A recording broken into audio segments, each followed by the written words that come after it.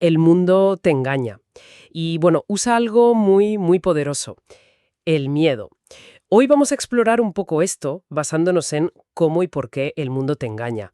Veremos cómo el miedo dirige muchas decisiones casi sin que nos demos cuenta. Y lo más importante, claro, cómo podemos empezar a liberarnos. Si nos acompañáis hasta el final, sacaremos 3 ideas prácticas para ganar claridad, ¿no? Y libertad en el día a día. Sí, exacto. El libro se mete de lleno en cómo funcionan ciertos mecanismos de control. A menudo son invisibles, ¿sabes? Y explotan nuestros miedos más básicos. Inseguridades y eso. Hablamos de inseguridades personales, sí, pero también de creencias sociales que están muy arraigadas. Vamos, que analizaremos cómo opera este engaño, según lo ve el autor, y qué herramientas propone él para recuperar nuestra autonomía. Vale, pues entremos en materia. El punto de partida que propone el libro es reconocer el miedo. Ajá. Argumenta que mucho de lo que hacemos, incluso si parece súper lógico, pues nace de un miedo fundamental. Uno conectado a nuestra parte más instintiva, ¿sabes? Eso del cerebro reptiliano. Sí, el de la supervivencia. Eso, enfocado en sobrevivir, aunque hoy los peligros pues no sean los mismos que hace miles de años, ¿no? Así es. Y el texto describe cómo nuestro ego, esa idea que tenemos de nosotros mismos, ¿no? Nuestra identidad construida, Ya, pues justifica y racionaliza ese miedo. ¿Para qué? Pues para que evitemos sentirnos vulnerables o para no afrontar cambios. claro, para quedarnos en lo conocido. Exacto. Y lo fascinante es cómo el autor señala que la tecnología actual, lejos de ser neutra, a menudo magnifica miedos que son más imaginarios que reales. Uf, sí. ¿Pone ejemplos? Sí, sí. Pues mira, la comparación constante en redes sociales, por ejemplo, que alimenta esa sensación de no ser suficiente, ¿sabes? O cómo la publicidad explota inseguridades para que consumamos más. Ya veo. Entonces, ¿cuál es la propuesta del libro para manejar esto? ¿Qué hacemos con ese miedo? Pues sugiere transformar el miedo en conciencia. ¿Cómo? Observar qué pensamientos y emociones aparecen ligados al miedo, pero sin juzgarlos. Simplemente mirar. En plan, observar sin más. Eso.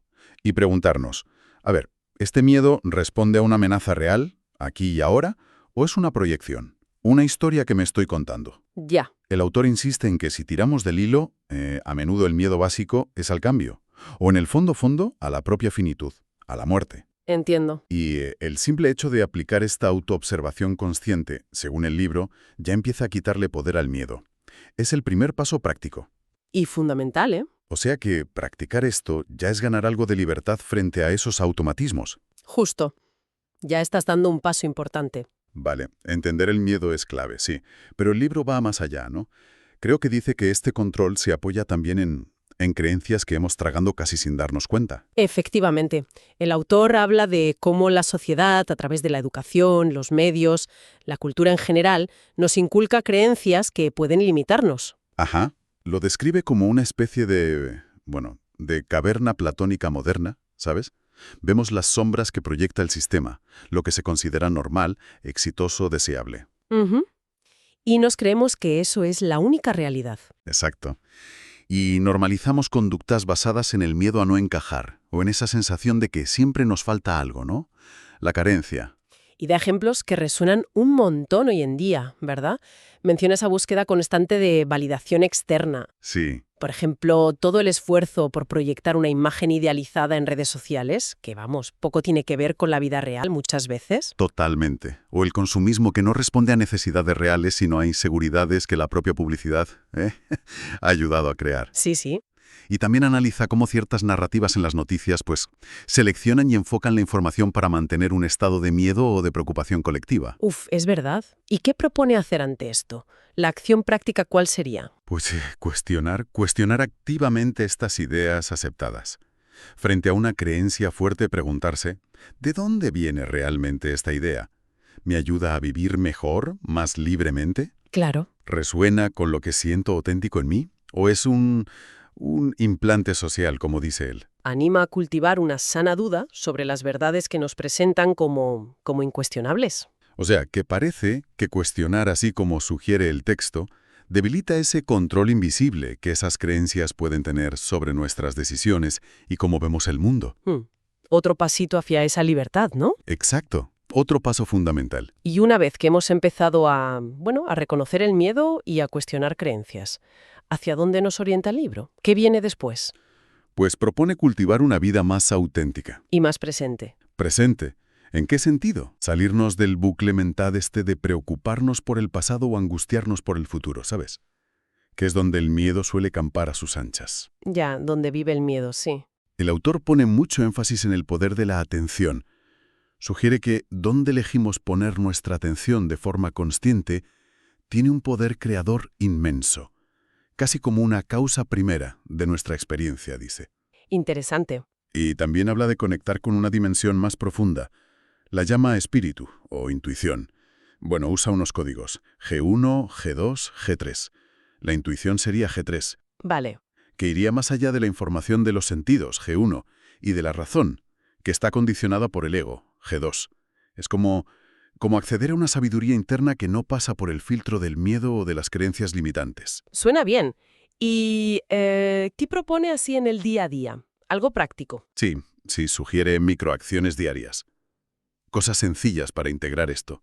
Por ejemplo, practicar la respiración consciente varias veces al día.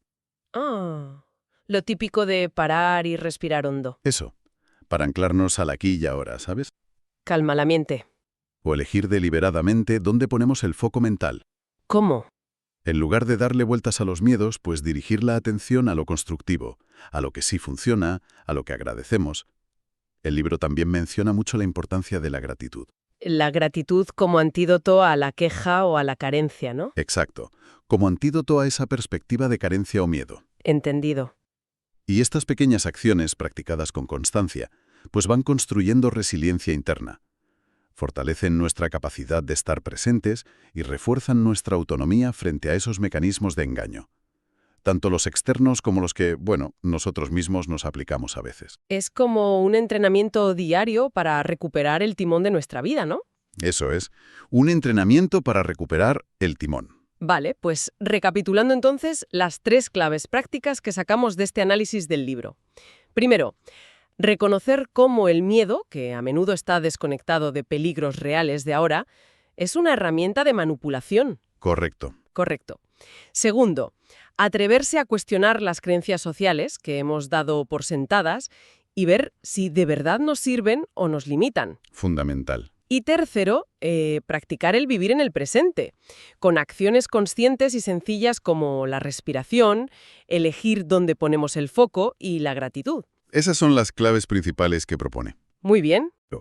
Pero, como sugiere el libro, con estas herramientas internas, podemos empezar a navegarlo con más confianza y autenticidad. Se trata de recuperar un poder que siempre ha estado ahí en realidad. Qué bueno. Y bueno, una última cosa que plantea el autor. Él argumenta que el miedo es el gran impedimento. Si el miedo no fuese el principal obstáculo, ¿qué otra fuerza interna, quizás más sutil, podría estar frenándonos a la hora de alcanzar una mayor libertad personal? Ahí lo dejo. Algo sobre lo que seguir reflexionando, ¿no? Una buena pregunta para hacer, sí señor, para pensar.